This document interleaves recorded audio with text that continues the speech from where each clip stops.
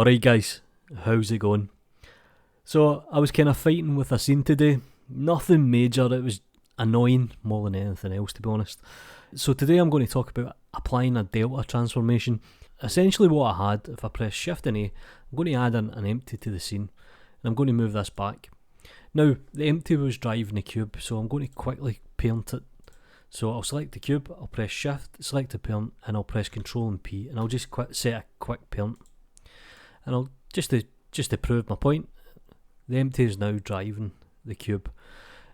But the problem for me was the location of the empty. You can see here it was like 3.8351, and that number, it was annoying to remember.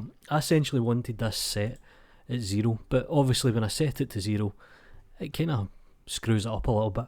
So what you can do here is you can actually apply a delta transformation. Now the best way to think about a delta transformation is animation sitting on top of animation. If you actually go to the object properties, you can see here we have a delta transform.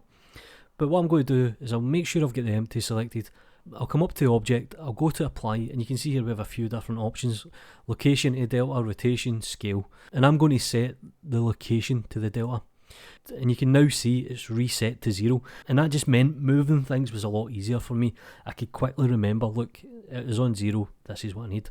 And that's one of the reasons why you might want to apply a delta transformation.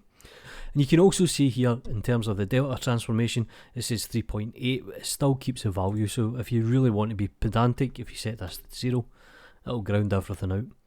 Do me a big favour guys, like the video, subscribe to the channel, just hit that button, it costs you nothing, you know what to do. Peace.